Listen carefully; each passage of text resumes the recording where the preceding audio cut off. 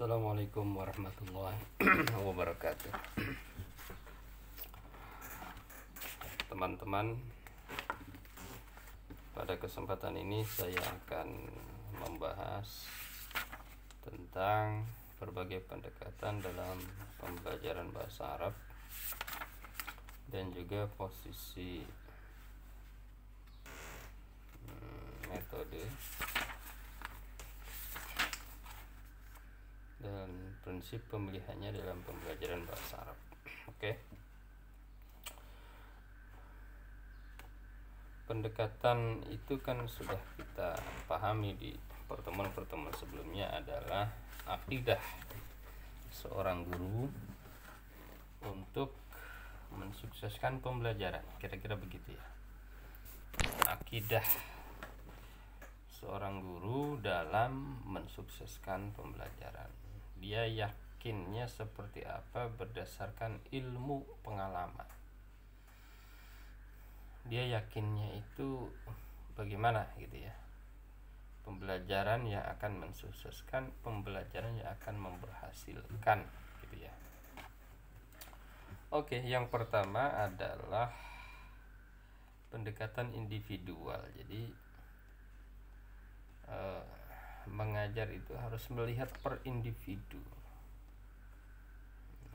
Ya lebih dalam pelaksanakan ada apa namanya, bukan klasikal tetapi per individu ya. Sorogan ya, kayak sorogan gitu ya, per individu. Jadi setiap individu betul-betul dicek ya.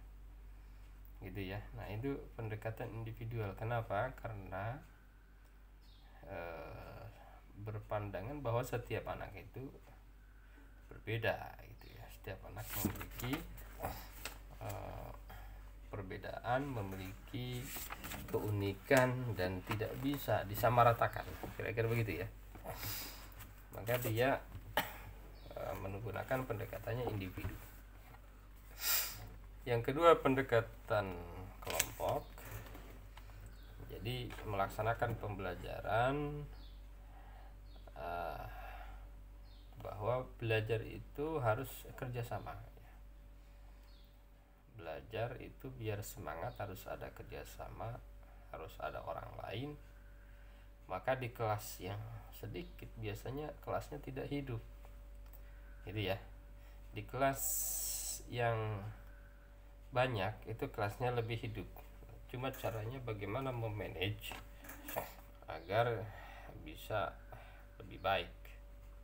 Pembelajaran kelompok itu, pendekatan kelompok itu harus menciptakan suasana kelompok ya, yang penuh dengan keakraban gitu ya. Tidak akan berhasil kalau suasana kelompoknya ini, makanya guru berusaha menciptakan suasana kelompok yang nyaman. Bagaimana caranya? Caranya adalah guru berusaha bahwa setiap siswa itu disukai, merasa disukai teman-temannya. Ada tarikan kelompok. Jadi kelompok ini memiliki sugesti yang baik, memiliki pengaruh yang baik pada anggotanya. Ada teknik pengelompokan oleh guru. Pengelompokannya harus betul-betul heterogen ya. Dari jenis kelamin, dari status, dari EQ dan lainnya. Ada keterlibatan kelompok, ada penerimaan, ada tujuan kelompok dan disetujui bersama gitu ya. Dan ada struktur dan sifat-sifat kelompok gitu ya. Itu. Jadi apalagi pembelajaran modern ini ciri-ciri pembelajaran aktif itu adalah kelompok gitu ya. Jadi bukan klasikal monoton. Ya ada klasikal tapi itu ada kelompok-kelompok. Itu yang kedua. Yang ketiga, pendekatan edukatif. Jadi pembelajaran akan berhasil adalah kalau seandainya apapun yang dilakukan itu adalah untuk edukatif, untuk mendidik, bukan gengsi, dendam, ingin ditakuti, emosional, ya, ingin dihormati dan lain sebagainya. Jadi guru harus memiliki pendekatan edukatif bahwa apapun yang dilakukan adalah untuk mengedukasi, termasuk memberi hukuman pun harus betul-betul mengedukasi, bukan memploncok tanpa arah gitu ya. Harus jelas itu mengedukasi, disesuaikan dengan usia, disesuaikan dengan kematangan daripada siswa itu sendiri. Yang selanjutnya adalah pendekatan pembiasaan. Jadi ini adalah keyakinan guru bahwa belajar tidak akan berhasil kalau tidak ada proses pembiasaan gitu ya. Pembiasaan yang dilakukan, yang dibiasakan oleh guru ya, agar menciptakan pribadi yang baik.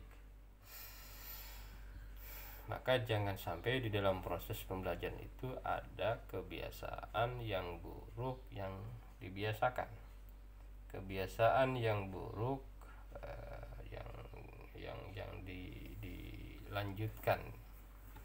Misalnya Anda pembelajaran bahasa Arab ya, pembiasaan baik dalam aspek sosial maupun dalam aspek keterampilan ya. Aspek sosialnya misalnya hubungan dengan teman-teman yang lain. Aspek keterampilannya jangan dibiasakan diam, pasif ya.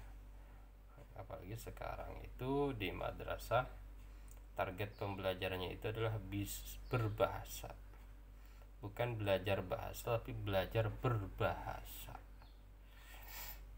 Jadi bukan tentang nahwu dan shorof lagi gitu ya. Yang selanjutnya adalah pendekatan emosional, bahwa keberhasilan siswa itu jika rasa dan emosinya ini disentuh oleh guru gitu ya. Karena kalau rasa dan emosi siswa sudah tersentuh oleh guru, sebetulnya guru kasarnya tidak harus mengajar. Jadi belum diajarkan pun siswa udah akan mencari tahu sendiri, akan menemukan sendiri gitu ya. Dia akan berusaha untuk belajar gitu ya. Belajar di rumah, belajar dengan teman, belajar bertanya kepada guru yang lain, bertanya kepada orang tua dan lain-lain ya. Selanjutnya adalah pendekatan rasional. Pendekatan rasional itu memandang bahwa pembelajaran harus disesuaikan dengan kemampuan daya pikir peserta didik, dan guru harus berusaha membelajarkan siswa dengan pendekatan rasional agar siswa paham, menerima dan memahami hikmah dan fungsinya gitu ya. Jadi harus rasional ya. Ini rasionalnya apa sih? Kok bisa begini? Jadi jangan asal nerima. Ngapain kita belajar ta'aruf misalnya? Ini harus rasional. Kenapa kita belajar misalnya sanawiyah ta'aruf? Habis ta'aruf kenapa ini? Kenapa ini? Jadi harus dibuat rasional. Ada dialog antara guru dan murid, harus rasional. Ini logis enggak dialog seperti ini? Kau datang menanyakan ini ketika ketemu dengan teman, assalamualaikum, apa kabar? Apakah betul itu? Gitu ya. Atau harusnya yang lain? Itu harus rasional. Pendekatan fungsional. Selanjutnya adalah pendekatan fungsional. Pendekatan fungsionalnya adalah menekankan bahwa pembelajaran di sekolah harus sesuai dengan dunia nyata. Harus sesuai dengan dunia nyata, dan apa yang dipelajari dapat berdaya guna dalam kehidupan pribadi dan sosialnya, termasuk materi pembelajaran bahasa Arab. Maka bahasa Arab di madrasah memang ada dua mazhab ya. Ini terkait fungsional saya kiranya. Ada mazhab yang mengatakan bahwa yang fungsional dalam bahasa Arab itu yang membaca teks, karena bahasa Arab itu gunanya untuk membaca teks kitab-kitab, ayat-ayat, hadis-hadis Al-Quran. Kalau berbicara dengan orang Arab, kapan ketemunya sama orang Arab? Kalaupun belajar mengajarkan berbicara dengan bahasa Arab, kalau ke Arab, apa yang dipelajari di Indonesia itu bahasa Arabnya seringkali tidak sama dengan apa yang terjadi di Arab. Makanya itu dalilnya mengajarkannya lebih kepada qiraah. Ada juga mazhab kedua, ya belajar bahasa ya mengajarkan bahasa, ya mengajarkan berbahasa Arab, bukan bahasa Arab. Jadi mengajarkan bahasa itu untuk kepentingan agar bisa berbicara, menulis, menyimak, membaca bahasa Arab gitu ya. Saya kira bagus juga. Jadi berbahasa Arab itu kan bukan hanya berbicara, di situ ada membaca. Jadi udah include berbicara, membaca, menulis ya. Saya sih dua-duanya oke-oke saja ya. Cuma yang 4 keterampilan ini, yang istimewa kalam qiraah kitabah ini memang harus betul-betul ditanamkan. Jadi jangan berat sebelah itu ya, jangan hanya qiraah saja, jangan hanya kalam saja. Jadi ada qiraah, ada kalam, istimewa kitabah gitu ya. Jadi harus fungsional gitu. Termasuk dialog-dialog ya, di dialog-dialog pun ya harus yang fungsional. Apakah ini biasa ditanyakan, apakah tidak? Kaifa haluk, alhamdulillah bil khair, masmuk, ya kan? Udah kenal lama, masmuk nih. Mungkin perkenalan di sana ya nggak usah masmuk lagi gitu ya. Kita kan ketemu, kita nggak bertanya masmuk, assalamualaikum warahmatullahi wabarakatuh, masmuk, enggak kan? Kita kalau ketemu orang apalagi sudah kenal itu tidak masmuk lagi. Mas, apa kabar? Langsung apa kabar aja. Gimana, sehat? Gitu kan? Tidak nanya nama lagi. Tidak nanya nama, nanya alamat. Kadang kan nanya alamat. Enggak, langsung aja. Kalau udah kenal itu apa kabar, sehat, gitu kan? Yang selanjutnya adalah pendekatan kebermaknaan. Jadi pendekatan kebermaknaan ini adalah mengharuskan peserta didik paham kegunaan manfaat. Kegunaannya untuk apa belajar bahasa Arab itu? Apa hanya untuk memenuhi kurikulum itu kan? Saya kira harus dijelaskan kegunaan. Kenapa? Karena bahasa adalah alat untuk mengungkapkan makna. Makna bisa diungkapkan dengan struktur berbeda-beda. Belajar bahasa asing itu adalah agar berkomunikasi kan, berkomunikasi tulis maupun lisan gitu ya. Jadi kebermaknaan itu harus diperhatikan oleh seorang guru. Jangan hanya mencekoki gitu ya, mencekoki bahasa Arab tanpa dijelaskan urgensinya apa, maknanya apa itu ya.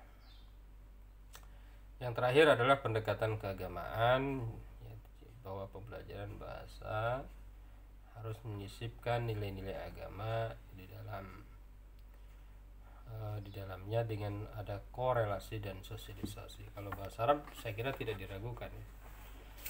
Bahkan guru bahasa Arab itu adalah guru yang paling dianggap ustadz, bahkan bisa mengalahkan guru PAI ya. Kalau ada guru bahasa Arab, ada guru PAI, yang paling diustadkan mungkin guru bahasa Arab. Padahal bahasa Arab itu kan tidak hanya agama ya, bahasa Arab itu kan umum.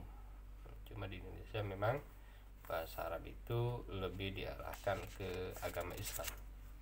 Di madrasah-madrasah itu ada pelajaran bahasa Arab. Kenapa ada bahasa Arab? Ya karena ada pelajaran agama Islam yang dipandang tidak akan maksimal kalau tidak bisa bahasa Arab. Di SD itu juga sama. Itu bahasa Arab itu sebagai muatan lokal ya, karena Islamnya itu gitu ya. Jadi pendekatan agama ini sangat selalu penting di dalam pembelajaran bahasa Arab kalau pembelajaran bahasa Arab ingin sukses dan berhasil. Jadi ada beberapa pendekatan ya, ada individual, ada kelompok, ada edukatif, ada pembiasaan, ada emosional, ada rasional, ada fungsional, ada kebermaknaan, ada keagamaan. Dan pendekatan-pendekatan ini dalam satu pembelajaran itu bisa bisa digabung. Misalnya keagamaan dengan rasional, fungsional dengan kelompok itu bisa digabung ya. Individual dengan kelompok bisa digabung. Misalnya di menit pertama kelompok, menit 1 sampai 20 kelompok, menit 21 sampai 40 individual. Itu ya. Jadi campur-campur. Nah, dengan campur-campur yang menghasilkan warna itu yang akan insya Allah mensukseskan ya pembelajaran bahasa Arab dengan berbagai pendekatan ya. Posisi, metode, dan prinsip pemilihannya dalam pembelajaran bahasa Arab ya. Metode itu memiliki kedudukan ya di dalam pembelajaran bahasa Arab. Itu yang pertama adalah sebagai motivasi ekstrinsik. Maka ada teori yang mengatakan at-tariqu ahammu minal madah, bahwa metode itu lebih penting daripada materi. Al-tariqu la taqilu ahammiyatan minal madah, metode itu tidak kalah penting daripada materi. Bahkan kalau teman-teman ngajarnya di sekolah dasar, di MI, di SD, itu metode lah yang menentukan kesuksesan gitu ya. Kalau materinya kan ecek-ecek ya, dalam tanda kutip ya, materinya ya gampang-gampang ya. Mungkin ilmu teman-teman di kampus ini nggak banyak berguna, ilmu kemampuan berbahasa Arab yang tinggi itu nggak bisa. Jadi yang penting metode, bisa membuat anak tertarik, bisa membuat anak senang, bisa membuat anak ingin terus belajar gitu ya. Yang kedua, metode adalah sebagai strategi. Strategi adalah cara jitu untuk mencapai tujuan. Itu metode, fungsi metode yang kedua. Jadi dengan metode pembelajaran yang digunakan adalah strategi untuk mencapai target cepat dan tepat.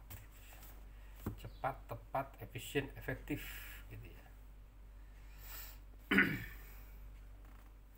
Yang ketiga, metode sebagai alat untuk mencapai tujuan. Dengan metode itu maka tujuan akan dicapai. Tanpa metode tujuan bisa tidak tercapai gitu ya. Apa saja yang menjadi pertimbangan dalam pemilihan metode ketika teman-teman memilih metode itu? Pertimbangannya adalah satu, peserta didik. Kita harus tahu peserta didiknya seperti apa, usianya usia berapa ya, aktif atau pasif gitu ya, peserta didiknya aktif atau pasif, tingkat kemampuannya bagaimana gitu ya. Itu peserta didik. Yang kedua adalah tujuannya adalah untuk apa? Untuk istimewa, kalam, qiraah, kitabah, atau gabung istimewa dengan kalam, atau qiraah dengan kitabah, istimewa kalam dengan qiraah, misalnya istimewa kalam dengan kitabah. Maka metodenya pun harus dipilih yang tepat. Situasi kelas, ada yang kelas ber-AC, ada yang sempit ya, ada kelas yang penuh dengan kursi dan lainnya, itu berbeda. Ada mungkin ada kelasnya itu di depannya ada taman yang bagus, itu silahkan pilih metode yang paling tepat. Fasilitas, fasilitas misalnya kalau audiolingual itu Sam'iyah Syafawi itu kan butuh namanya lab ya. Kalau ada lab itu pakai Samiyah Syafawiyah gitu ya. Kalau tidak ada lab ya nggak usah ya. Atau buat semacam lab ya dengan alat-alat teknologi sekarang ya. Lalu gurunya ini mampu nggak menggunakan satu metode gitu ya. Gitu ya, gurunya ini punya keterampilan menggunakan metode ini, yang tahu kan guru dia ngerti ya. Oh dia, saya kalau menggunakan ini bisa nggak gitu ya. Kekurangan dan kelebihan menggunakan metode pembelajaran. Jadi teman-teman, tidak ada metode yang paling baik ya. Semua metode ada kelebihan dan kekurangannya ya. Yang ada adalah metode yang tepat di waktu, di materi, di tujuan tertentu ya. Jadi bisa aja materinya sama, tujuannya sama, tetapi waktunya berbeda, itu bisa tidak tepat ya. Oleh karena itu ada pertimbangan ya yang harus kita perhitungkan ya ketika melaksanakan pembelajaran bahasa Arab. Kita lihat apakah pembelajarannya itu adalah nazariyatul wahdah atau menggunakan nazariyatul furu'. Kalau wahdah itu ya kayak di sekolah, jadi di situ numpuk, ada nahwu, ada sorof, ada mufradat gitu ya, ada istima, kalam, kira itu. Mana ada nazariyatul furu', seperti di PBA, di pesantren itu ada nahwu, ada sorof gitu ya. Gitu ya. Jadi ketika metode-metode itu kita tahu, maka kita harus yakini bahwa metode apapun ada kelebihan, ada kekurangan. Tidak ada metode yang paling bagus ya. Oke kawan-kawan, ada beberapa metode bahasa Arab, misalnya ada metode terjemah, metode langsung, metode audiolingual, membaca, gabungan, silent way, counseling learning, metode Suggestopedia, metode Herbat, dan lain sebagainya.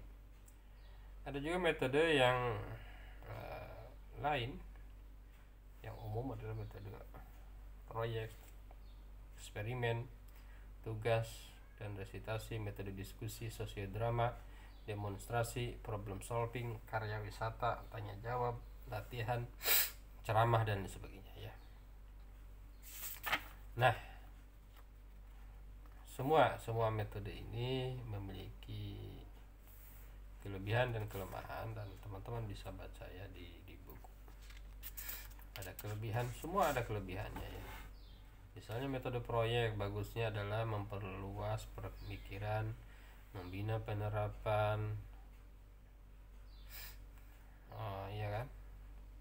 Kelemahannya, kurikulum belum tepat di Indonesia, pemilihan topik agak sulit, bahan pelajaran meluas sehingga mengaburkan tujuan itu ya. Proyek kan, mungkin orang lain menganggapnya ya bukan belajar. Kalau orang yang pemikirannya masih ini ya masih agak kaku ya, dianggap wah ini main-main gitu ya, proyek. Oke kawan-kawan, jadi ketika setiap metode tidak ada kelebihan, tidak ada yang pasti maksimal, maka sebaiknya ada gabung-gabung. Misalnya ceramah, tanya jawab, tugas, ceramah, diskusi, tugas, ceramah, demonstrasi, eksperimen, ceramah, sosiodrama, diskusi, ceramah, problem solving, tugas, ceramah, demonstrasi, dan latihan. Nah, ceramah ini tidak bisa ditinggalkan kalau menurut saya ya. Jadi ceramah itu tetap harus ada, tapi porsinya sedikit saja. Ada ceramah di awal, di akhir gitu ya, harus ada tetapnya. Oke teman-teman, apa saja yang mempengaruhi proses dan hasil pembelajaran bahasa Arab ya? Yang mempengaruhi proses dan hasil pembelajaran bahasa Arab itu adalah yang pertama tujuan. Tujuannya harus jelas. Kalau tidak jelas gimana mau mencapai tujuan ya? Yang tujuan itu kan harus menggunakan kata kerja operasional. Operasional itu bisa dilihat, bisa dinilai. Yang kedua gurunya yang profesional. Yang ketiga peserta didik yang siap, yang memiliki IQ standar ya. Itu yang keempat, kegiatan pembelajarannya ada interaksinya ya, ada bahan dan ada alat evaluasi. Alat evaluasi itu menentukan ya. Jadi sehebat apapun proses, kalau evaluasinya nggak sesuai ya gimana mau berhasil. Dan ada suasana evaluasi yang sebetulnya kan evaluasi itu untuk belajar, bukan belajar untuk evaluasi. Nah, itu suasana evaluasi yang untuk belajar itulah yang menentukan keberhasilan proses dan hasil pembelajaran bahasa Arab. Perlunya motivasi dan tujuan belajar dalam pembelajaran bahasa Arab. Jadi pembelajaran bahasa Arab ini kalau ingin berhasil ya harus ada motivasi ya, baik ekstrinsik maupun intrinsik.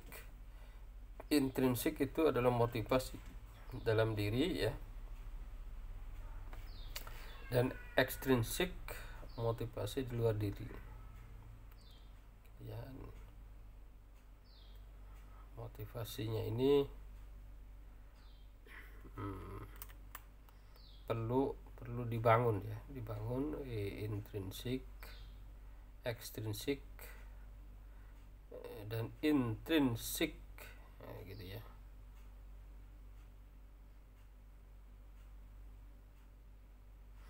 Contohnya motivasinya ingin naik kelas ya.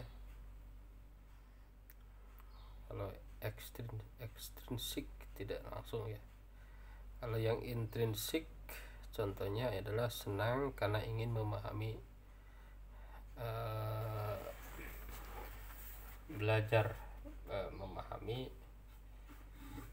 Ekstrinsik yang tidak langsung ya ingin naik kelas. Kalau intrinsik ingin memahami Al-Quran ya, itu harus dibangun terus.